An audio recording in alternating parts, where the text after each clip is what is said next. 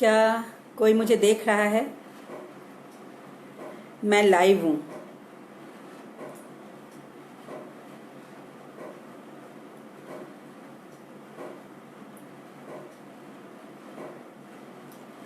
कृपया कोई संदेश दें जिससे मैं आपसे संबोधित हो सकूं।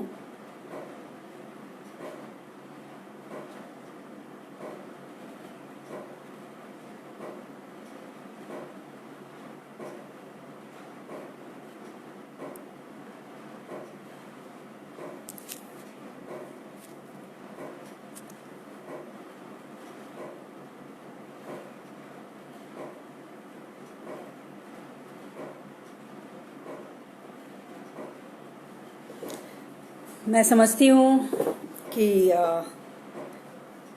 नमस्कार वंदना जी। मैं प्रारंभ करती हूँ आपके आदेश से।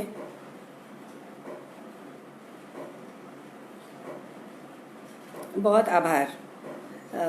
मैं सबके समक्ष प्रोफेसर मंगला रानी, पाटलिपुत्र विश्वविद्यालय से उपस्थित हूँ। आज स्वतंत्रता दिवस की पूर्व संध्या पर हम एक ऐसे विषय के साथ उपस्थित हुए हैं।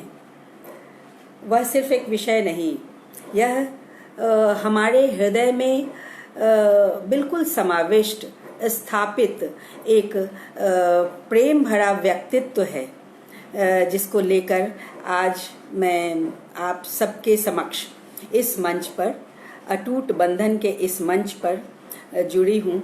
और आज के बाद शायद इस मंच से मेरा भी अटूट बंधन हो जाने वाला है। जो भी लोग आज उपस्थित हैं उन सबको मैं नमस्कार करती हूँ। और यह स्वतंत्रता दिवस की पूर्व संध्या है, तो हम कुछ उस मूड में जाएंगे, किस परिस्थिति में हमने स्वतंत्रता ली थी, हमने कैसे संघर्ष किए थे, हमारे देश ने कितनी तकलीफ़ें झेलकर यह स्वतंत्रता पाई है, इसकी बानगी हम इन साहित्यकारों में देखते हैं। और एक खास साहित्यकार, एक खास व्यक्तित्व हमारे समक्ष उभर कर आता है, और वह है सुभद्रा कुमारी चौहान का। आज किरण जी ने, वंदना जी ने मुझे आमंत्रित किया। आमंत्रण देना एक बात होती है, और विषय वैसा दे जिससे हृदय आह्लादित हो जाए, वो एक और बात होती है। तो इस विषय ने मुझे आह्लादित कर दिया था कि आपने मुझे मेरे हृदय में पगे हुए एक व्यक्तित्व को रेखांकित करने के लिए बुलाया है। उस सुभद्रा कुमारी चौहान को मैं, हम सब भारतवर्ष का, मुझे नहीं लगता कि आज की पीढ़ी में भी कोई एक ऐसा बच्चा होगा जिसने सुभद्रा कुमारी चौहान को का नाम नहीं सुना होगा, या फिर उनकी एक कविता झांसी की रानी नहीं पढ़ी होगी। बुंदेले हर बोलों के मुख हमने सुनी कहानी थी, खूब लड़ी मर्दानी वह तो झांसी वाली रानी थी।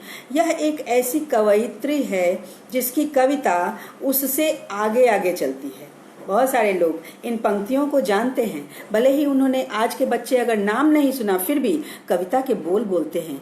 ऐसा कैसा साहित्य रच दिया, ऐसा कैसा बोल गई कि वह बोल सबके हृदय में इस प्रकार प्रतिष्ठित हो गया कि यह बोल पीढ़ी दर पीढ़ी सबके हृदय में स्थान पाती जा रही है। ऐसी कैसी कवयित्री थी। और एक और ख़ास बात मैं बोलूँगी। किरण जी, मैंने प्रारंभ कर दिया है क्योंकि हमारी समय की सीमा होती है 1 घंटा, और मुझे लगता है, हमेशा ही लगता है, जैसे कि मैं और बोलती और समय मिलता तो मैं अपने समय को अपव्यय नहीं करती हूँ। इसीलिए मैंने अपनी बात प्रारंभ कर दी है। तो एक ऐसी कवयित्री है जिसने जिस चरित्र को प्रस्तुत किया, जैसे कि वह वही चरित्र बन गई। जब भी सुभद्रा कुमारी चौहान का नाम लो तो वो झांसी की रानी, वो लक्ष्मीबाई सामने आकर खड़ी हो जाती है। दोनों के चित्र देखो तो एक के चित्र देखो तो दूसरा सामने आकर उपस्थित हो जाता है। यह कैसा व्यक्तित्व उन्होंने रच दिया कि वो स्वयं झांसी की रानी बन गई, वो स्वयं लक्ष्मीबाई बन गई। जब भी लक्ष्मीबाई कहते हैं सुभद्रा कुमारी चौहान की पंक्तियां, लोग गाना शुरू कर देते हैं। तो मुझे जब बुलाया गया तो सिंहासन हिल उठे, राजवंशों ने भ्रिकुटी तानी थी।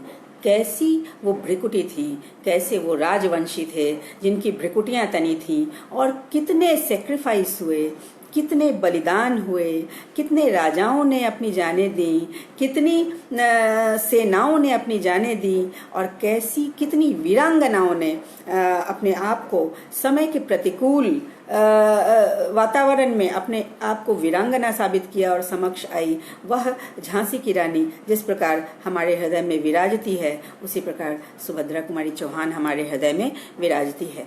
इस स्वतंत्रता आंदोलन के परिप्रेक्ष्य में, क्योंकि आज मैं उपस्थित हूँ, तो मैं उस स्वतंत्रता आंदोलन की उस पृष्ठभूमि में भी कुछ देर के लिए जाना चाहूंगी कि जब कैसे हमने आज़ादी, जब छद्मवेश में विदेशी आक्रमणकर्ता आ रहे थे और हमारे वो क्षत्रिय राजवंश उससे लड़ाई लड़ रहे थे, तो कैसी लड़ाई लड़ी होगी कि सिर्फ उस वक्त राजा ही लड़ता था, राजा की सेना ही लड़ती थी, पूरी जनता साथ नहीं हो जाती थी, पूरा देश साथ नहीं हो जाता था, पूरा साम्राज्य साथ नहीं हो जाता था। अगर पूरा साम्राज्य साथ हो गया होता तो हमारी विजय उसी काल में हो गई होती जिस काल में ये राजवंशी अपनी भ्रिकुटी ताने उन पर टूट पड़े थे और अपना बलिदान दिए जा रहे थे। ऐसे में ये कहानियाँ परंपराओं से, हर बोलों के मुख से आती हैं। जैसा कि सुभद्रा कुमारी चौहान ने बुंदेलखंडी शैली में इस कविता को लिखा था, और बुंदेलखंडी शैली में उन्होंने कहा था, बुंदेले हर बोलों के मुख, हमने सुनी कहानी थी, खूब लड़ी मर्दानी वह तो झांसी वाली रानी थी। हम पहले सुभद्रा कुमारी चौहान की जिंदगी के बारे में कुछ चर्चा करेंगे और उसके बाद ये पूरी की पूरी कविता अवश्य पढ़ेंगे, क्योंकि हम सब आप भी तैयार बैठे होंगे कि मैं ये कविता आपके समक्ष अवश्य रखूंगी। अगर सुभद्रा कुमारी चौहान की चर्चा चल रही है और उनकी कविताएं हम न पढ़ें, उनकी कविताओं पर थोड़ी सी चर्चा ना हो, तो फिर ये चर्चा अधूरी रह जाती है। तो सुभद्रा कुमारी चौहान की ज़िंदगी के बारे में इतना ही जानते हैं कि 1904 में उन्होंने इलाहाबाद के निकट निहालपुर नामक स्थान में जन्म लिया था। एक जमींदार परिवार में, एक क्षत्रिय जमींदार परिवार में उनका जन्म हुआ था। उनकी शिक्षा दीक्षा वहीं क्राइस्टवर्थ कॉलेज स्कूल में इलाहाबाद में हो रही थी, और काव्य प्रतिभा उसी समय से उनकी दिख रही थी। वो जन्मजात कवयित्री थी। जैसे 9 वर्ष की अवस्था में मर्यादा ने उनकी कविता का प्रकाशन भी कर दिया था। मर्यादा एक पत्रिका निकल रही थी जिसमें ये क्रांतिवीर और फिर नए नए साहित्यकार लिख रहे थे, जिसमें उनकी 9 वर्ष की अवस्था में सुभद्रा कुमारी चौहान की एक कविता छपी थी। उनका विवाह मध्य प्रदेश में होता है और वहाँ के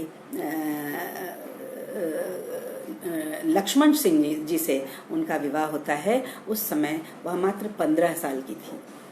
1919 में सुभद्रा कुमारी चौहान की शादी होती है, और जिससे शादी होती है भगवान भी क्या रच कर रखता है, वह उसी मानसिकता का, उसी स्वतंत्रता प्रेमी की मानसिकता का व्यक्तित्व होता है, और तब दोनों की जमती है और दोनों साथ साथ इस स्वतंत्रता आंदोलन में लग जाते हैं।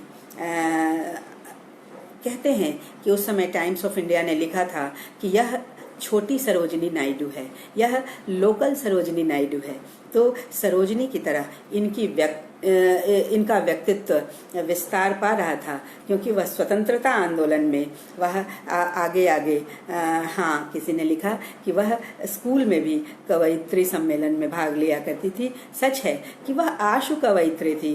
कहते हैं कि वह आशु कवयित्री थी। वह तुरंत कविता रच डालती थी। उसके ब्लड में, उसके रक्त में जैसे कि साहित्य बसता था, कविता बसती थी, और वह तुरंत छंदोबद्ध लिखती लिखती थी, वह मुक्त छंद नहीं लिखती थी, वह छंदोबद्ध लिखती थी और इतने खूबसूरत भाव समृद्ध कविताएं होती थी। इसकी चर्चा मैं थोड़ी देर में अवश्य करूंगी कि उनकी काव्य प्रतिभा कैसे कहाँ प्रस्फुटित हुई थी। पहले मैं उनके विवाहोपरांत पति के साथ वह स्वतंत्रता आंदोलन में कैसे लगती है, काव्य प्रतिभा कैसे विकसित होती है।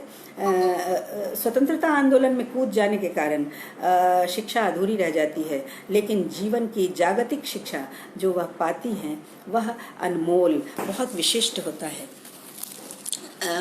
सुभद्रा कुमारी चौहान के विषय में कहा जाता है कि एक बार वह अपने इसमें गांधी जी के समक्ष गई थी ऐसे घूमते हुए, तो मैंने एक पंक्ति यहाँ नोट कर रखी थी, मुझे अभी स्मरण हो रहा है कि गांधी जी के पास वो अपने पति के साथ गई थी गांधी आश्रम में उनसे मिलने।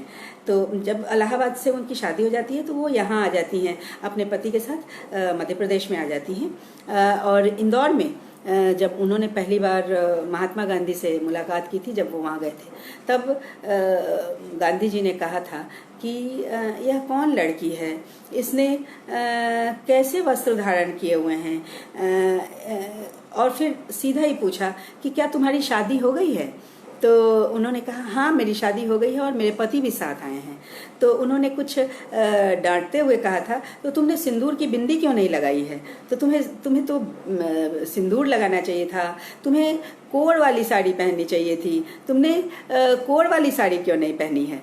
तो गांधी जी की इस डपट के बाद उन्होंने एक बड़ी सी बिंदी लगाई थी और वो कोर वाली साड़ी पहनने लग गई थी, जबकि इसके पहले वो बिल्कुल सादा साड़ी पहनती थी और बिल्कुल ही वीरांगना की तरह रंग क्षेत्र में उतर चुकी थी। मैं यह गाथा आगे भी कंटिन्यू करूं, लगाई रखूं, इसके पहले मैं झांसी की रानी कविता पढ़ना चाहूंगी, जिस झांसी की रानी 23 साल की अवस्था में वह किस प्रकार बलिदान अपना देती है, किस प्रकार वह संघर्ष करती है, किस प्रकार समेटती है संपूर्ण शासन तंत्र को अपने अंदर। जब उसके पति का देहांत हो जाता है, इतनी छोटी सी बालिका, उसके पति का देहांत हो जाता है, वह साम्राज्य को बिखरने नहीं देती, वह आगे आती है, कहती है कि मैं तो अपने पिता की छबीली हूँ, मैं कहाँ रानी बनकर घूंघट ओढ़ कर बैठूंगी और सामने वाला हमारे देश का शोषण करके चला जाएगा। वह उसे बर्दाश्त नहीं होता, वह समक्ष आती है, वह वीरांगनाएं तैयार करती हैं, वह टोलियां बनाती हैं और लड़कियों को, महिलाओं को उसमें शामिल करती है। ऐसी उस वीरांगना पर जो लिख दिया सुभद्रा कुमारी चौहान ने, वह अजर अमर हो गया, वह कभी नहीं मिटेगा, वह चिरकाल तक अमर है। ऐसी उस कवयित्री की वाणी को मैं पहले आप सबके समक्ष रखना चाहूंगी। वह कविता है झांसी की रानी। फिर हमारा मूड बनेगा और हम उनकी चर्चा आगे जारी रखेंगे। तो हम पढ़ते हैं झांसी की रानी। सिंहासन हिल उठे राजवंशों ने भ्रिकुटी तानी थी, सिंहासन हिल उठे राजवंशों ने भ्रिकुटी तानी थी, बूढ़े भारत में भी आई फिर से नई जवानी थी, बूढ़े भारत में भी आई फिर से नई जवानी थी, गुमी हुई आजादी की कीमत सबने पहचानी थी, दूर फिरंगी को करने की सबने मन में ठानी थी। वन में वह तलवार पुरानी थी, बुंदेले हर बोलों के मुंह हमने सुनी कहानी थी, खूब लड़ी मर्दानी वह तो झांसी वाली रानी थी। कानपुर के नाना की मुंह बोली बहन छबीली थी। आप स्मरण रखिएगा मित्रों कि वह सिर्फ कविता ही नहीं कर रही, वह इतिहास बता रही है। उस इतिहास में एक वीरांगना के कैरेक्टर को किस प्रकार उभार कर हमारे समक्ष ला रही है। वह आश्चर्यजनक ढंग से उसकी लेखनी चलती है, उसकी भावनाएं चलती हैं और ये शब्द फूटते हैं और एक चित्र समक्ष खड़ा होता चला जाता है। वह है 23 वर्ष की वह नारी जो अपने कंधे पर बालक को बांधे हुए घोड़े पर सवार तलवार उठाती हुई किस प्रकार आगे बढ़ती है। गुमी हुई आजादी की कीमत सबने पहचानी थी, दूर फिरंगी को करने की सबने मन में ठानी थी, चमक उठी सन 57 में वह तलवार पुरानी थी, बुंदेले हर बोलों के मुख हमने सुनी कहानी थी, खूब लड़ी मर्दानी वह तो झांसी वाली रानी थी। कानपुर के नाना की मुंह बोली बहन छबीली थी, लक्ष्मीबाई नाम पिता की वह संतान अकेली थी, वह अकेली संतान थी। नाना के संग पढ़ती थी वह, नाना के संग खेली थी, बर्छी ढाल कृपाण कटारी उसकी यही सहेली थी। वीर शिवाजी की गाथाएं उसको याद जुबानी थी। बुंदेले हर बोलों के मुख हमने सुनी कहानी थी, खूब लड़ी मर्दानी वह तो झांसी वाली रानी थी। लक्ष्मी थी या दुर्गा थी वह स्वयं वीरता की अवतार, लक्ष्मी थी या दुर्गा थी वह स्वयं वीरता की अवतार। देख मराठे पुलकित होते उसकी तलवारों के वार। नकली युद्ध व्यूह की रचना और खेलना खूब शिकार, सैन्य घेरना दुर्ग तोड़ना ये थे उसके प्रिय खिलवाड़। महाराष्ट्र कुल देवी उसकी भी आराध्य भवानी थी। बुंदेले हर बोलों के मुख हमने सुनी कहानी थी, खूब लड़ी मर्दानी वह तो झांसी वाली रानी थी। हुई वीरता की वैभव के साथ सगाई झांसी में, ऐसी उस बालिका की सगाई कैसे होती। हुई वीरता की वैभव के साथ सगाई झांसी में, ब्याह हुआ रानी बन आई लक्ष्मीबाई झांसी में। राजमहल में बजी बधाई खुशियां छाई झांसी में, सुभट बुंदेलों की विरुदावली सी वह आई झांसी में। चित्रा ने अर्जुन को पाया शिव से मिली भवानी थी, क्या रच डाला था ईश्वर ने। चित्रा ने अर्जुन को पाया शिव से मिली भवानी थी। बुंदेले हर बोलों के मुख हमने सुनी कहानी थी, खूब लड़ी मर्दानी वह तो झांसी वाली रानी थी।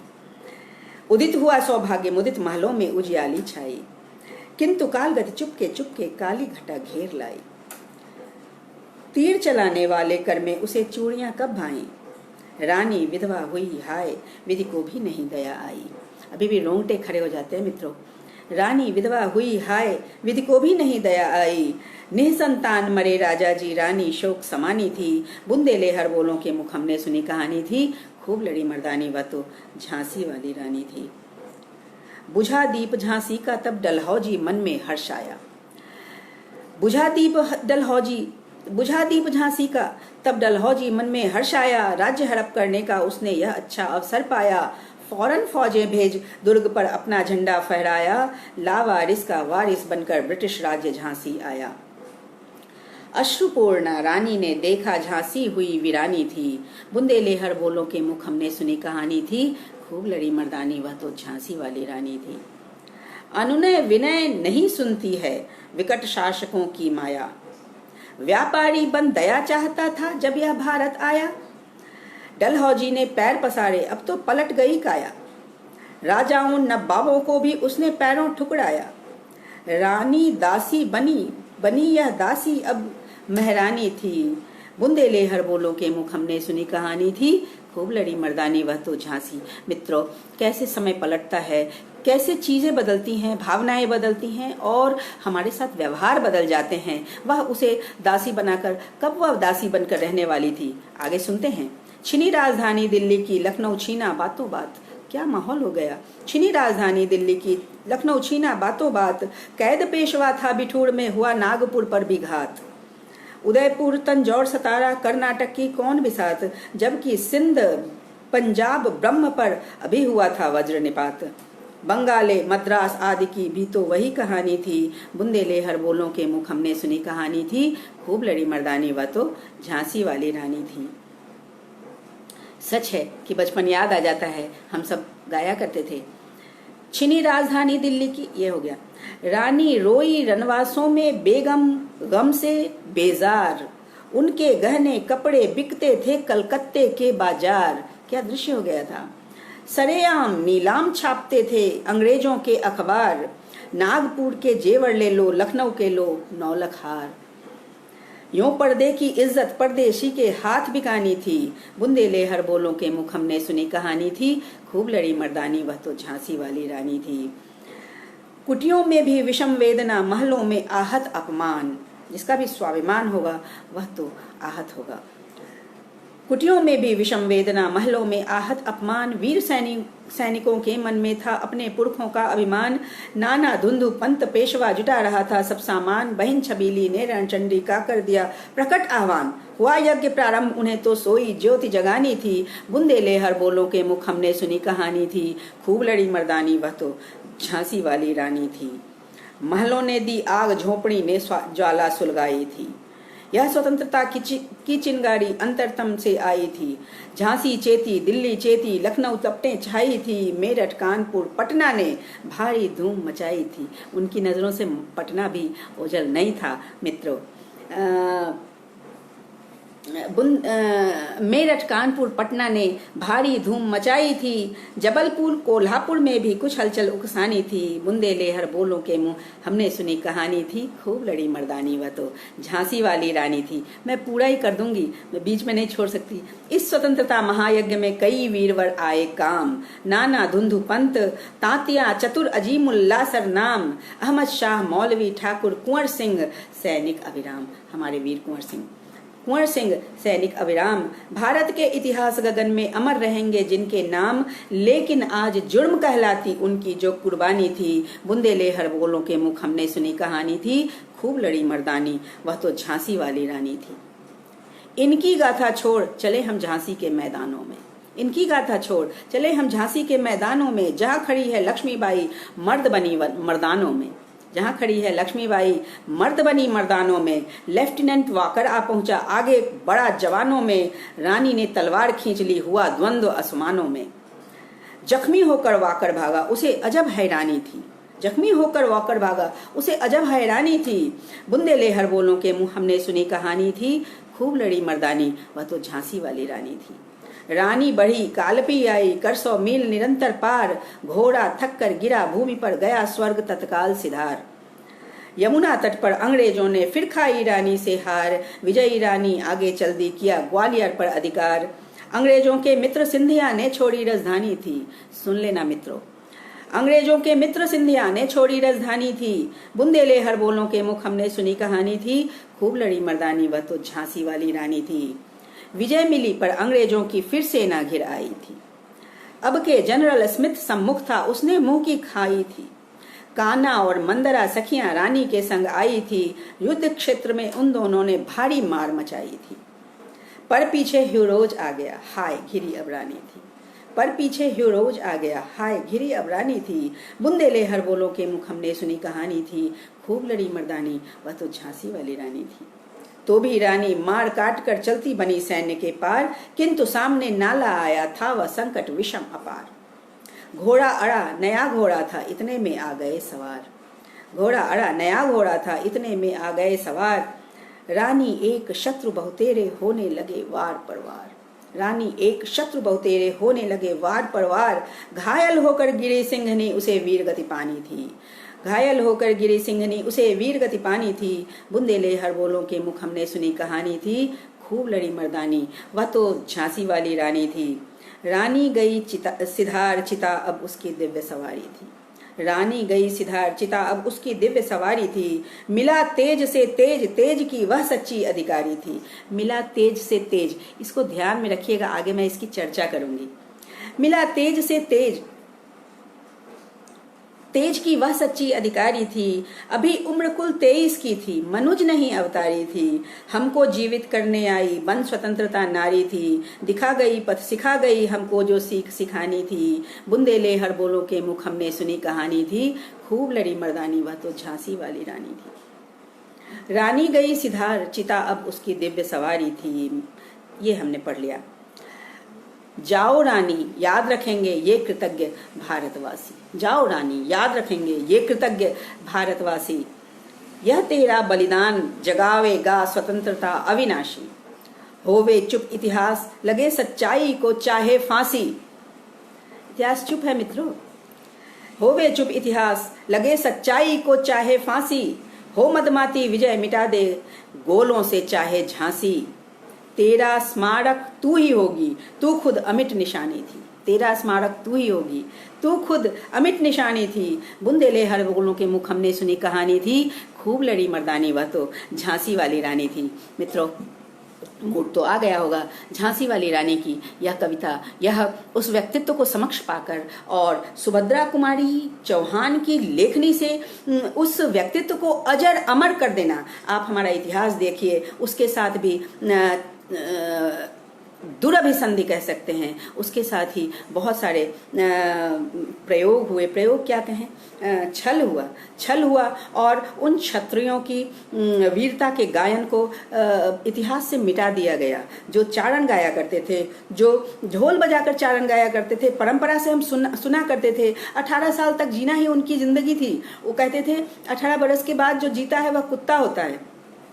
18 वर्ष तक क्षत्रिय जीवे, आगे जीवन से धिक्कार। 18 साल में उनको शहीद हो जाना होता था। ऐसे उन वीरों का इतिहास मिटा दिया और अंग्रेजों ने जिस प्रकार छल छद्म करके यहाँ के लोगों को खरीद कर हमारा इतिहास बदल डाला, वह सब आज दुख का विषय है। और शायद समय परिवर्तित हो रहा है और हमारा इतिहास फिर से, इस देश का, इस वीरता का, इस जाजल्यमान इतिहास फिर से रचा जाएगा। लेकिन वो इतिहास तो सुभद्रा कुमारी चौहान ने लिख दिया, वह लोगों के हृदय में अमिट बनकर बैठा हुआ है। उसको कौन मिटा सकता है, उसको कौन अलग कर सकता है। हम अकबर, बीरबल, हुमायूं, पद्मानु पढ़ते रह गए, लेकिन हमने कुंवर सिंह को नहीं पढ़ा, हमने जोधाबाई को नहीं पढ़ा, हमने जोधाबाई के सच्चे इतिहास को नहीं पढ़ा, गलत इतिहास को तो पढ़ ही लिया। हमने लक्ष्मीबाई को नहीं पढ़ा, हमने बहुत सारे राठौरों को नहीं पढ़ा, सिसोदिया को नहीं पढ़ा। लेकिन आज हम अब फिर पढ़ेंगे। और ये ऐसे साहित्यकार जिन्होंने ऐसे, वीर कुंवर सिंह पर भी ऐसी एक कविता बहुत प्रचलित है यहाँ बिहार में। लेकिन अभी हमारे मंच पर संपूर्ण देश के लोग जुटे हुए होंगे, तो मैं उस संदर्भ में बात करना चाहती हूँ कि सुभद्रा कुमारी चौहान ने इस स्वतंत्रता आंदोलन के साथ जीते हुए हमें क्या कुछ दिया। मुझे एक प्रसंग याद आ रहा है, बहुत ही मनोरम सा प्रसंग है, तो वह मैं अवश्य कहना चाहूँगी। सुभद्रा कुमारी चौहान की बिटिया हैं सुधा चौहान जी। खैर, इसके पहले मैं एक बात बताऊं कि सुभद्रा जी ने कहीं लिखा है कि शांति निकेतन में कुछ दिन वो रही थी। शांति निकेतन में कुछ दिन उनकी पढ़ाई हुई थी, जिसमें उनके साथ महादेवी वर्मा भी थी। तो एक बार का वाकया है कि सुभद्रा कुमारी तो शुरू से ही कविता लिख रही थी और सब जान गई थी कि ये कविताएं लिखती हैं। और उस समय कविता लिखना यानी बदनाम होना हुआ करता था, यानी अरे वो कविता लिखती है, तो यह जैसे कि एक बदनामी थी। और ऐसा लोग सोचा करते थे कि ये तो कविता लिखने लग गई है, यानी बिगड़ गई है। तो और सुभद्रा कुमारी चौहान तो सुभद्रा कुमारी चौहान थी, उस पर क्या असर होता था। वो अपना पेड़ पर बैठ जाती और कविताएं लिखती और उसको जोर जोर से लोगों को सुनाती। एक बार का वाकया है कि उनको किसी तरह से पता लग गया कि महादेवी वर्मा भी कविता लिखती हैं। उन्होंने भागकर उनकी कक्षा में घुस गईं और उसका हाथ पकड़ा। महादेवी वर्मा छोटी थी उनसे, उनका हाथ पकड़ा और खींचती हुई हर क्लास में ले गई और कहा, सुनो सुनो, यह भी कविता लिखती है। और उसको धीरे से कहा, जब मैं बदनाम हो गई तो तुम्हें मैं कैसे छोड़ सकती हूँ। और वहाँ से जो उनकी मित्रता चली थी मित्रों, वह जीवन पर्यंत। सुभद्रा कुमारी चौहान सिर्फ 44 साल की अवस्था में उनका देहावसान हो गया था, एक मोटर एक्सीडेंट में, एक कार एक्सीडेंट में। तो महादेवी वर्मा ने याद किया है इन चीज़ों को, और उनकी मित्रता अंत तक बनी रही थी, वो साहित्यिक मित्रता, वो स्कूली मित्रता। तो यह प्रसंग मुझे स्मरण हुआ। और एक और प्रसंग जो सुधा चौहान ने अपने एक निबंध में लिखा था कि कहीं वो लोग जा रहे थे, कहीं किसी तीर्थ स्थान पर जा रहे थे, तो एक ही कमरे में रुकना हुआ था। वहाँ सुभद्रा कुमारी चौहान, महादेवी वर्मा और ये उनकी बेटी भी वहाँ साथ में थी।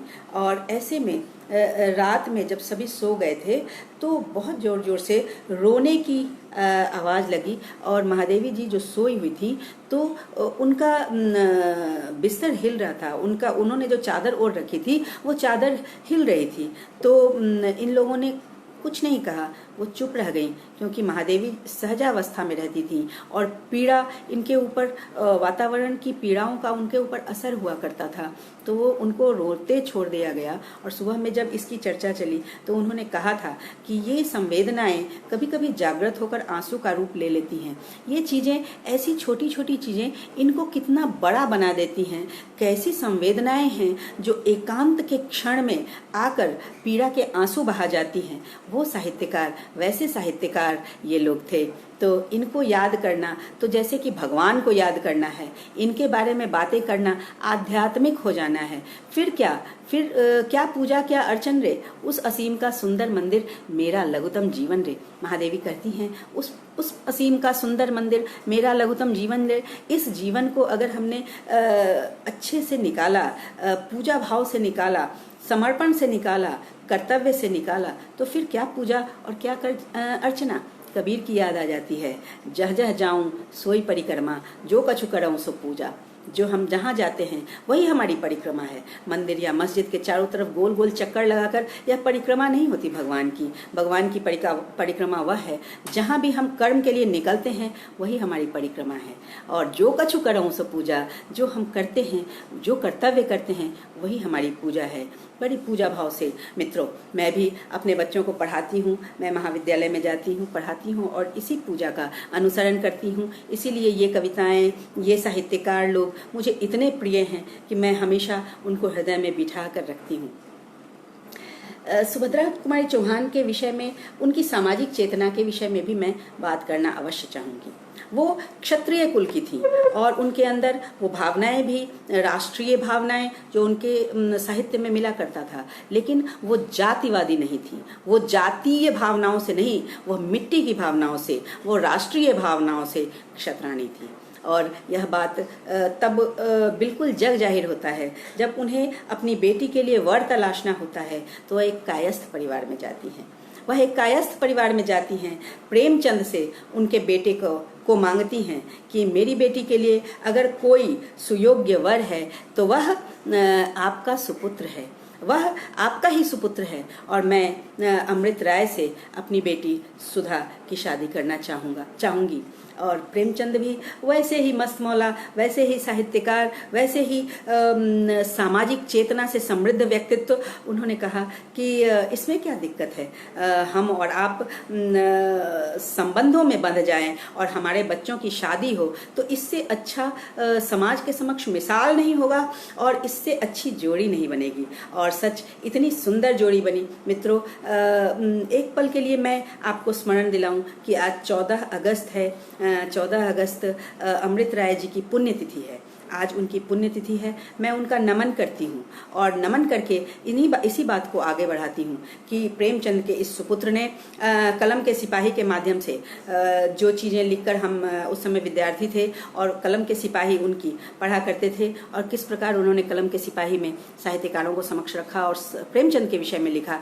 वह एक अद्वितीय, एक पुत्र की कलम से अद्वितीय चीज़ निकली थी और स्वयं साहित्यकार थे, कहानीकार, उपन्यासकार थे। और सुभद्रा कुमारी चौहान की बेटी भी साहित्यिक सरोकारों से जुड़ी हुई एक साहित्यकार की बेटी थी। तो इसलिए इन दोनों का खूबसूरत बंधन बनता है और समाज को एक प्रेरणादायी उदाहरण देखने को मिलता है। और उसी, मैंने कहा था अभी कविता पढ़ते हुए, मिला तेज से तेज, इस बात को स्मरण रखिएगा, क्योंकि सुधा चौहान ने मिला तेज से तेज शीर्षक से जीवनी लिखी है सुभद्रा कुमारी चौहान की। मिला तेज से तेज शीर्षक है उस सुभद्रा कुमारी चौहान की जीवनी का, इसलिए कि सुभद्रा कुमारी चौहान का विवाह लक्ष्मण सिंह जी से हुआ था और दोनों तेजवंत थे क्योंकि वो भी स्वतंत्रता आंदोलन के अग्रणी सिपाही थे, महात्मा गांधी के साथ जुड़े हुए थे। और ये दोनों जब मिलते हैं तो आंदोलन को कितनी बार ये लोग जेल गए, कितनी बार इन्होंने यंत्रणाएं सही, लेकिन देश के प्रति अपने आग्रहों से नहीं हटे, अपने कर्म से नहीं हटे, आंदोलनों से नहीं हटे। इसीलिए वह मिनी सरोजनी नायडू कही जाती रही। इसी सुखद भावभूमि पर मैं फिर उनके सामाजिक सरोकारों की ओर जाती हूँ, जहाँ उन्होंने साहित्य क्या दिए। उनके दो कविता संग्रह समक्ष आते हैं और दो कहानी संग्रह भी समक्ष आते हैं, यानी उन्होंने कहानियाँ लिखी और कविताएं लिखी। कविताओं में उन्होंने ज़्यादातर परिवार और समाज और राष्ट्र की महत्ता सर्वाधिक है, सबसे ज़्यादा है, और परिवार से भी एक स्त्री, एक महिला, एक भावुक महिला अपने परिवार से को छोड़कर कभी आगे नहीं बढ़ती। तो वह अपनी बेटी के अंदर क्या चीज़ें देखती हैं, वह कितना सुकून पाती है एक बालिका के पोषण में, और उसके बचपन को किस प्रकार जीती है, यह भी उन्होंने अपनी कविता में, आगे मैं पढ़ूंगी उस कविता को भी, उसमें लिखा है। और कहानियों में भी राष्ट्रीय चेतना, क्योंकि उनके विषय में कहा जाता है कि वो बहुत अच्छी वक्ता थी। वह उस समय के युवाओं को एक सूत्रित करने के लिए, प्रेरित करने के लिए, राष्ट्रीय आंदोलन के प्रति उनके जो भाषण हुआ करते थे वह उल्लिखित करने योग्य थे। उन्होंने मिला तेज से तेज में लिखा है। और एक और महिला राइटर है जिसका नाम है डॉक्टर मंगला। टाइटल अभी मुझे उनका नहीं याद आ रहा है, लेकिन मंगला नाम याद है क्योंकि मुझे मेरा नाम याद रहता है। तो डॉक्टर मंगला ने इस जीवनी को लिखा और उनके राष्ट्रीय कामों को बहुत उल्लिखित किया है अपने उस जीवनी पुस्तक में। तो ये दो चीज़ें विशेष थी जो मैं आपको बताना चाहती थी।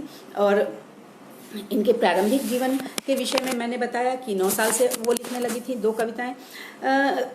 गांधी परिवार से वो कैसे जुड़ी हुई थी। बा का इनके प्रति बहुत स्नेह था और बा के निर्देशन में इन्होंने अपना थोड़ा सा स्वरूप बदला था, लेकिन इनकी सादगी दिखाई दे जाती थी। उनके बोलचाल में वो सादगी थी, सहजता थी, इसलिए साहित्यकार गण भी उन्हें बहुत प्रेम करते थे। साहित्यकार लोग भी उन्हें अतिशय सम्मान दिया करते थे। मेरा समय अभी बाकी है, वो मैं देख रही थी कि अगर मुझे समय मिला है तो मैं एक कविता जो उन्होंने अपनी बेटी के प्रति लिखा था। जब एक स्त्री अपने काम में लगती है, अपने घर के काम में लगती है, बाहर के काम में लगती है, तो कहीं ना कहीं अपना बचपन जैसे कि छूट सा जाता है। हम अपने बचपने से अलग होकर कर्तव्यों में बंध जाते हैं, बहुत सारे संघर्षों में बट जाते हैं, तो हमारा बचपन कहीं छूट रहा होता है, तो हम दुखी होते हैं कि कहाँ गया वो बचपन, वो माँ बाप का साथ, वो साथियों के साथ खेलना, वो सब हम याद करते हैं और फिर से बचपन जीने का एक अवसर चाहते हैं कि हमें फिर से एक अवसर मिले। तो उसी पर एक कविता उन्होंने लिखी थी, मेरा नया बचपन। जो बचपन वो छोड़ आई थी अपने मायके में, सिर्फ 15 साल की अवस्था में ही उनकी शादी हो गई थी। उस समय तो ऐसे ही हुआ करती थी शादी। तो वो कहती हैं, ये कविता मैं पढ़ूं, मेरा नया बचपन। बार बार आती है मुझको मधुर याद बचपन तेरी, बार बार आती है मुझको मधुर याद बचपन तेरी, गया ले गया तू जीवन की सबसे मस्त खुशी मेरी, गया ले गया तू जीवन की सबसे मस्त खुशी मेरी, चिंता रहित खेलना खाना व फिरना निर्भय स्वच्छंद, चिंता रहित खेलना खाना व फिरना निर्भय स्वच्छंद, कैसे भूला जा सकता है बचपन का अतुलित आनंद। ऊंच नीच का ज्ञान नहीं था, छुआछूत किसने जानी, बनी हुई थी वहां झोपड़ी और चीथड़ों में रानी, किए दूध के कुल्ले मैंने चूस अंगूठा सुधा पिया। कितना चित्रात्मक वर्णन है, एक बालिका समक्ष आ खड़ी होती है। किए दूध के कुल्ले मैंने चूस अंगूठा सुधा पिया, किलकारी किल्लोल मचाकर सूना घर आबाद किया, रोना और मचल जाना भी क्या आनंद दिखाते थे। मित्रों, यह कविता भी मुझे लगता है हर स्त्री ने अपने अंदर संजो रखा है और कविता हमारी जुबान पर है कि हम उसको क्लास में भी होने के कारण, वर्ग में भी पढ़ाए जाने के कारण, स्कूलों में यह कविता लगी हुई थी और हम पढ़ा करते थे। तो किए दूध के कुल्ले मैंने चूस अंगूठा सुधा पिया, किलकारी किल्लोल मचाकर सूना घर आबाद किया, रोना और मचल जाना भी क्या आनंद दिखाते थे, बड़े बड़े मोती से आंसू जयमाला पहनाते थे। मैं रोई माँ काम छोड़कर आई, मुझको उठा लिया, झाड़ पोंछ कर चुम चुम गीले गालों को सुखा दिया, दादा ने चंदा दिखलाया, नेत्र नीर युत दमक उठे, धुली हुई मुस्कान देखकर सबके चेहरे चमक उठे। वह सुख का साम्राज्य छोड़कर मैं मतवाली बड़ी हुई, वह सुख का साम्राज्य छोड़कर मैं मतवाली बड़ी हुई, लुटी हुई कुछ ठगी हुई सी दौर द्वार पर खड़ी हुई। लाज भरी आंखें थी मेरी, मन में उमंग रंगीली थी, तान रसीली थी, कानों में चंचल छैल छबीली थी, दिल में एक चुभन सी थी, यह दुनिया क्या अलबेली थी, मन में एक पहेली थी, मैं सबके बीच अकेली थी। मिला खोजती थी जिसको है बचपन ठगा दिया तूने, अरे जवानी के फंदे में मुझको फंसा दिया तूने। सब गलियां उसकी भी देखी, उसकी खुशियां न्यारी हैं, प्यारी प्रीतम की रंगरलियां की स्मृतियां प्यारी हैं।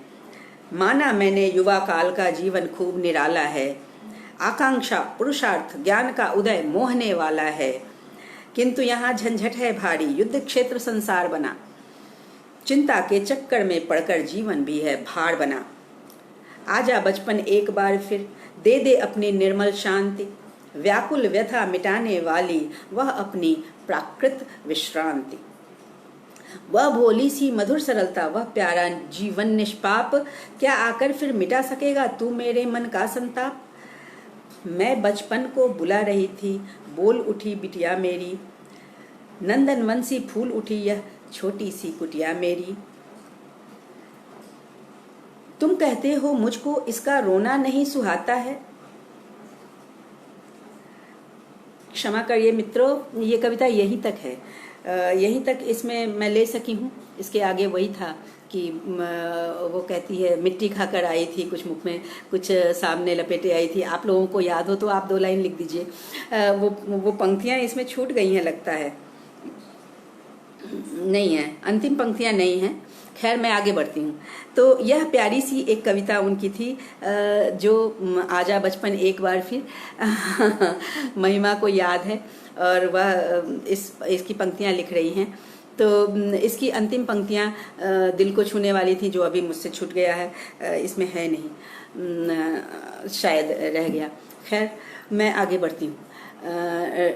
इनकी यह जो बचपन वाली कविता थी, यह इनके बचपने के संभ्रांत वातावरण को दर्शाती है कि माता पिता किस प्रकार प्रेम से उस बालिका का पालन पोषण करते हैं और बहुत अच्छे परिवार में जाती हैं। परिवार में पति का संग बहुत प्यारा लगता है, उनका पौरुष, उनके कर्तव्य सारे कुछ अच्छे लगते हैं, लेकिन वह बचपन को याद करती है। और फिर जब एक बिटिया उसके समक्ष सामने आती है, उसने मिट्टी खाया हुआ होता है और मिट्टी खाते हुए वो मिट्टी वाला हाथ उसके मुंह में डालती है और कहती है लो माँ खाओ। तो माँ खाओ जब कहती है तो उसका पूरा बचपन लौट कर आ जाता है और कहती है। हालांकि बचपन पर मेरे पास एक और कविता है जो मैं आपको अगर समय बचा तो मैं सुनाऊंगी। मुझे भला लग रहा है आप सबके समक्ष आना, और इन पंक्तियों को मैं ध्यान नंदन वंशी कूक उठी या छोटी सी कुटिया मेरी किरण सिंह जी, बहुत बहुत आभार। यही नंदन वंशी कूक उठी, यही दिल को छूता है कि यह छोटी सी कुटिया इस बच्ची के आने से, और बच्ची जो हृदय में आह्लाद पैदा कर देती है जब मिट्टी खाकर आती है। मैं बचपन को बुला रही थी, बोल उठी बिटिया मेरी, नंदन वंशी फूल उठी यह छोटी सी कुटिया मेरी। यही अंतिम पंक्तियां थी और वह फिर से अपना बचपन जी लेती है। अत्यंत खूबसूरत सुभद्रा जी का दूसरा पक्ष हमें देखने को मिलता है। एक तरफ वो वीरांगना जो लोहा लेती है विदेशियों से। और हाँ, एक बात मेरा छूट रहा था, मैं कहना चाहती थी कि परंपरा से जब बाहर ओ माँ कहकर बुला रही थी, मिट्टी खाकर आई थी, कुछ मुंह में कुछ लिए हाथ में मुझे खिलाने आई थी। मैं बचपन को बुला रही थी, बोल उठी बिटिया मेरी, नंदन वंशी फूल उठी है छोटी सी कुटिया मेरी। बहुत सुंदर, क्या भावभूमि पैदा हुआ। तो मैं फिर से वहीं उसी स्वतंत्रता आंदोलन की तरफ चलती हूँ कि जब हम लड़ रहे थे विदेशी आक्रांताओं से, तो हम यह समझते थे कि यह सिर्फ राजाओं का काम है, राजाओं के सिपाहियों का काम है, और पूरी जनता उसमें साथ नहीं लग जाती थी। पूरी जनता, सच है मीना जी, ये कविताएं सुनकर हम भी बचपन में पहुंच जाते हैं। तो आपकी ये बातें मैं देख नहीं पाती हूँ कि मैं कहती ही चली जा रही हूँ अपनी बातें, क्योंकि मुझे जल्दी जल्दी सब कुछ कह देना है। मैं चाहती हूँ सुभद्रा कुमारी चौहान की चर्चा करते हुए इस स्वतंत्रता की पृष्ठभूमि को, इस स्वतंत्रता की पूर्व संध्या को हम उस भावलोक में पहुंच जाएं जब हमने स्वतंत्रता हासिल कर ली थी।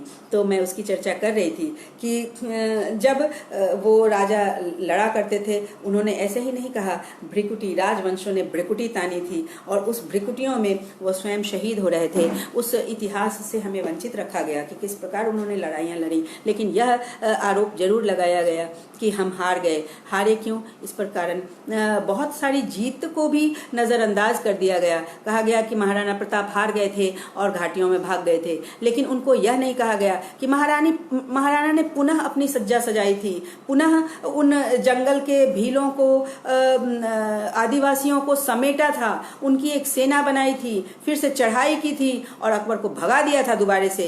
यह नहीं कहता इतिहास, यह इतिहास छुपा गया और उनको जंगल में भेज दिया जहां वो घास की रोटी खाते रहे। हालांकि यह स्वाभिमान की कहानी है, यह स्वाभिमान की बात है कि हाँ, उन्होंने घास की रोटी खाई, लेकिन अपने आप को उनके सामने नहीं बिछा दिया, उन्होंने संधि नहीं कर ली, वह अपने भारतवर्ष के स्वाभिमान के साथ जंगलों में चले गए। लेकिन यह भी इतिहास का एक पक्ष है कि उन्होंने उन भीलों को, उन आदिवासियों को गुरिल्ला युद्ध के रूप में तैयार किया था और उन्होंने पुनः आक्रमण किया था और एक बार अकबर को पुनः भागना पड़ा था चित्तौड़गढ़ के किले से। ये बातें इतिहास हमें नहीं बताता, क्योंकि इतिहास बिका हुआ था, अंग्रेज चले गए थे, अंग्रेजियत छोड़ गए थे। आज भी ऐसे अंग्रेज हमें अपने देश में मिल जाते हैं जो उन इतिहासों को भुला देना चाहते हैं जो हमारे सच्चे इतिहास हैं, और उन इतिहासों को थोप देना चाहते हैं जो गढ़े गए इतिहास हैं, गुलामी वाले इतिहास हैं, और उनको महिमा मंडित किया जाता है। अलेक्जेंडर, अभी मैं गई थी यूनान, तो वहाँ हमने देखा कि उस सिकंदर के उस देश में भारतवर्ष की कितनी इज्जत है, सिर्फ इसलिए वो एक हारा हुआ राजा था, पोरस, आप सब जानते हैं, हारा हुआ राजा था। और जब सिकंदर उससे पूछता है कि तुम हमारे समक्ष हार गए हो और तुम बताओ कि तुम्हारे साथ हम क्या व्यवहार करें, तो पोरस कहता है, एक राजा दूसरे राजा के साथ जो व्यवहार करता है वही तुम हमारे साथ करो। और सिकंदर इतना प्रभावित होता है कि इस देश में आकर वह देखता है कि यहाँ कैसे लोग हैं, यहाँ कैसे योद्धा हैं, यहाँ के ऋषिगण कैसे हैं, यहाँ के ऋषि मुनि लोग कैसे हैं। ये बातें विदेशियों को समझ आती हैं, देशियों को क्यों नहीं समझ आती। आप यूनान जाएंगे तो वहाँ देखेंगे पोरस द्वीप है, वो पोरस जो हार गए थे और हमारे यहाँ तो हारे हुओं में उनकी गिनती होती है, वहाँ तो वो विजयी है, वहाँ पोरस के नाम से एक द्वीप है। और सिकंदर ने वहाँ के कण कण में भारतवर्ष को रोपित कर दिया। वो यहाँ वो अपनी लड़ाई यहीं पर खत्म करके और वापस चला गया था। जो विश्व विजयी होने निकला था वो यहीं पर अपनी लड़ाई अंतिम करके वो चला गया था कि नहीं, भारतवर्ष के इन ऋषि मुनियों से ही हम हार गए, विजेताओं से और उन वीरों से क्या लड़ना। ये ऋषि मुनि, ये साधु संत कहते हैं अभी समय नहीं है, वो कहता है मैं सिकंदर तुम्हारे दरवाजे पर, ऋषि कहता है नहीं आगे बढ़ो, मेरे पास समय नहीं है, अभी तो मैं ध्यान में हूँ। तो ऐसा यह देश, ऐसे यह लोग, जिस प्रकार आधुनिक युग में सुभद्रा कुमारी चौहान जैसी लेखिकाएं, ऐसे लेखक, रामधारी सिंह दिनकर ने कहा था, क्षमा शोभती उस भुजंग को जिसके पास गरल हो, उसको क्या जो दंतहीन विषरहित विनीत सरल है। हम ध्यान और साधना करने बैठ जाएंगे और हम लड़ाई नहीं लड़ेंगे तो हम विजयी कैसे होंगे। हमारी रीढ़ की हड्डी मजबूत कर दी इन साहित्यकारों ने, हमें स्वाभिमान सिखाया इन साहित्यकारों ने, हमें लड़ना सिखाया इन साहित्यकारों ने, और पूरा एक आंदोलन ऐसा बना दिया, राष्ट्रीय आंदोलन, जिससे कोई वंचित छोड़ा। कहते हैं आबाल वृद्ध वनिता, सारे के सारे इस युद्ध में लग गए, कोई इससे अलग नहीं था। वह औरत हो, मर्द हो, बूढ़े हो, जवान हो, बच्चे हो। यह स्वतंत्रता के आंदोलन में उन शहीदों को देखकर हम देखते ही हैं कि हमारा खुदीराम बोस 17 साल की अवस्था में फांसी होती है। ऐसे युवा, तो इस आंदोलन को, ऐसे ही आंदोलन उस वक्त भी चला होता तो जिनकी भुजाओं की शिराएं फड़की ही नहीं, जिनके लहू में नहीं वेग है अनल का, जिनको भरोसा नहीं भुज के प्रताप का है, बैठते भरोसा किए वे ही आत्मबल का। आत्मबल हो लेकिन शारीरिक बल भी हो, मानसिक बल भी हो, हमारा स्वाभिमान भी हो, आत्मविश्वास इस प्रकार हो कि हम समक्ष किसी को देखें तो उसकी नजरें अगर वो गलत है तो वो झुक जाएं।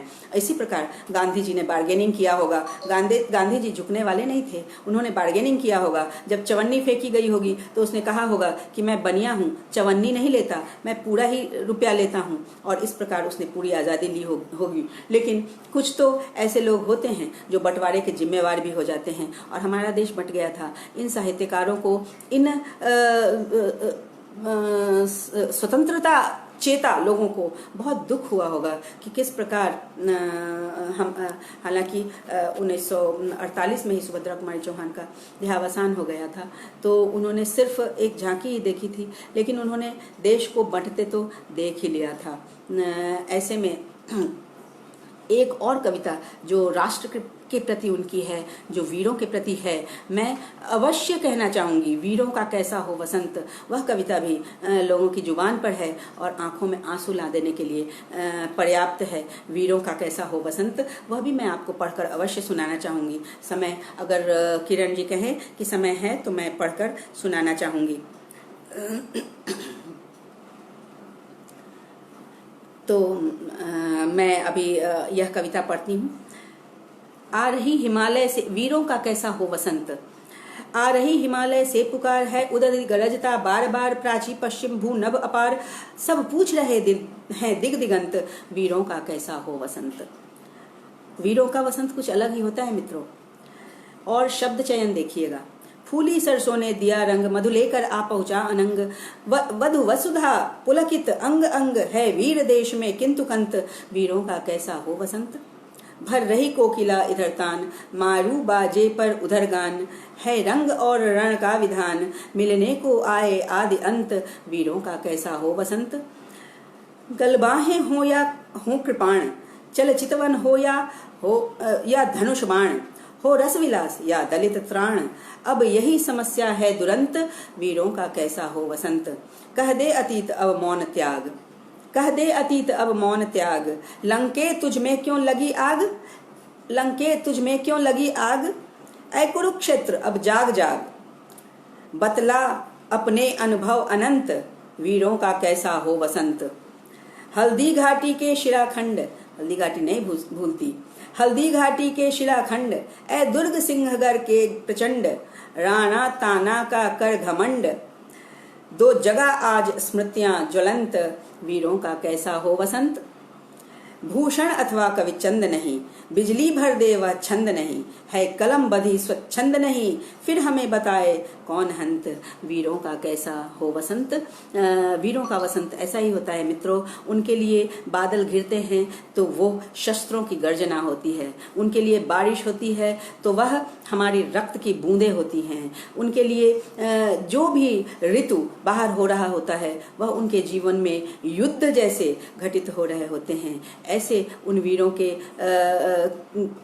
का जो वसंत होता है, वहाँ जो फूल मुस्कुराते हैं वह स्वतंत्रता के फूल होते हैं। वह लड़कर अपनी अहमियत, अपने राष्ट्र की मिट्टी के प्रति अपनी जिम्मेवारी निभाने का फूल होता है। और इस प्रकार सुभद्रा कुमारी चौहान ने, उन साहित्यकारों ने, मैथिली शरण गुप्त को कैसे भूल सकते हैं, माखनलाल चतुर्वेदी को कैसे भूल सकते हैं, फूल की आकांक्षा कैसे भूल सकते हैं, हमें फेंक देना बनमाली उस पथ जिस पथ जाएं वीर अनेक, चाह नहीं मैं सुरवाला के गहनों में गूथा जाऊं, चाह नहीं प्रेमी माला में बिद प्यारी को ललचाऊं, चाह नहीं सम्राटों के शब पढ़े हरि डाला जाऊं, चाह नहीं देवों के सिर पर चढ़ूं भाग्य पर इठलाऊं, मुझे तोड़ लेना वनमाली उस पथ में देना तुम फेंक, मातृभूमि पर शीश चढ़ाने जिस पथ जाएं वीर अनेक। हमारे यहाँ फूलों की ऐसी आकांक्षा होती है, तो ऐसा वसंत होता है वीरों का।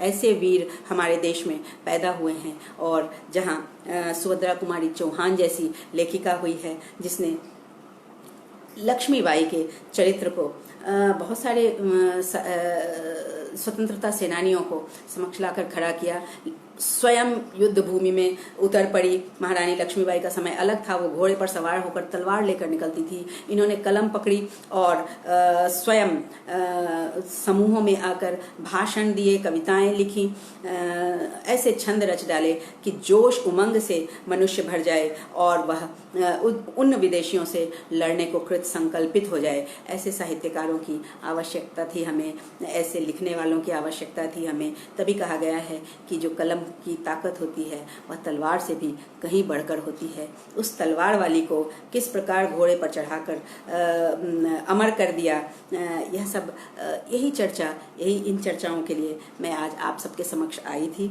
मैं बहुत बहुत बहुत बोलना चाहती हूँ इन विषयों पर क्योंकि राष्ट्र की भावना अगर हमारे में नहीं है, हम सब में नहीं है, तो हम रीढ़ विहीन हैं, तब हमारा कोई व्यक्तित्व नहीं है। हमारा जब स्वाभिमान ही नहीं है और राष्ट्र ही हमारा स्वाभिमान है। मैं इस मंच पर एक बार और यह भी कहना चाहूँगी कि भाषा से प्रेम अगर नहीं है तो हम अपने आप को भारतीय कहने के हकदार भी नहीं हैं। अगर हम अपनी भाषा, अपनी मातृभाषा से प्रेम नहीं करते, हम उसका व्यवहार नहीं करते, अगर हम हिंदी में बात नहीं करते, तो इन हिंदी के साहित्यकारों को सुनने से भी, पढ़ने से भी हम वंचित हो जाते हैं।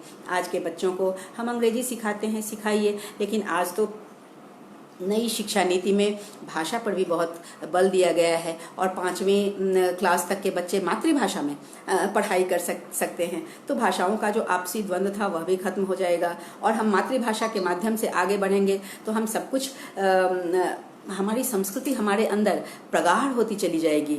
हम इन चीज़ों को पढ़कर, जो इन लेखिकाओं की, लेखकों की, इतिहास की चर्चा हम कर रहे हैं, वह स्वतः ही हमारे अंदर स्थापित होते चले जाएंगे और हम एक बहुत सुंदर देश का निर्माण कर सकते हैं। भाषा सीखने की चीज़ है। हम बाहरी भाषा भी, विदेशी भाषा भी सीखें, लेकिन अपना व्यक्तित्व छोड़कर, अपना स्वाभिमान छोड़कर, उन गुलामी करने वालों की हम अंग्रेजी बोलकर बड़े हो जाते हैं, हिंदी बोलकर छोटे हो जाते हैं। कितने छोटे हैं हम कि विदेशी भाषा बोलकर हम बड़े होते हैं और अपनी भाषा बोलकर छोटे होते हैं। अपने माता पिता को माता पिता कहना गुनाह है क्या? अपनी माँ को माँ कहना गुनाह है क्या? अपनी मिट्टी को माँ कहना गुनाह है क्या? अगर है तो हम भारतवंशी नहीं हैं, हम हमारी संस्कृति से कट चुके हैं। तो मैं अपने इस छोटी सी वार्ता में ये बातें अवश्य कहना चाहूँगी। मैं हिंदी की शिक्षिका हूँ, लेकिन मैं हिंदी से प्रेम करती हूँ। मैं अंग्रेजी की शिक्षिका भी होती तो मैं हिंदी से प्रेम करती, और हिंदी हमारी माँ है। माँ की गोद में हम हिंदी सीखते, हिंदी में बातें करते, अपनी दादी नानी से संबोधित होते। वो पुरानी कहानियाँ दादी नानी की कैसे सुनते अगर हम हिंदी में बातें नहीं करते। हमारी फुआ गाती थी और सुनाती थी, कमला के फूल दोनों जाई छै हो भैया, डूबल जाई छी। ये बज्जिका का वो टोन, वो मैं कभी जीवन में नहीं भूल सकती। मैंने अपनी बेटी को सुनाया और मेरी बेटी अपनी बेटी को सुना रही है, ये भी मैं आपको कह दूं। और इन्हीं बातों के साथ मैं आज अपना वाचन समाप्त करती हूँ। आप सबका आभार, अटूट बंधन का आभार, महिमा श्री का आभार, किरण जी, वंदना जी का आभार। मुझे बुलाया आप सबसे संबोधित होने के लिए, मुझे भी बहुत अच्छा लगा। इस स्वतंत्रता दिवस की पूर्व संध्या पर देश से संबोधित होते हुए आप सबको स्वतंत्रता दिवस की बधाई, हम सबको स्वतंत्रता दिवस की बधाई। जय हिंद, वंदे मातरम। पुनः मिलेंगे। नमस्कार।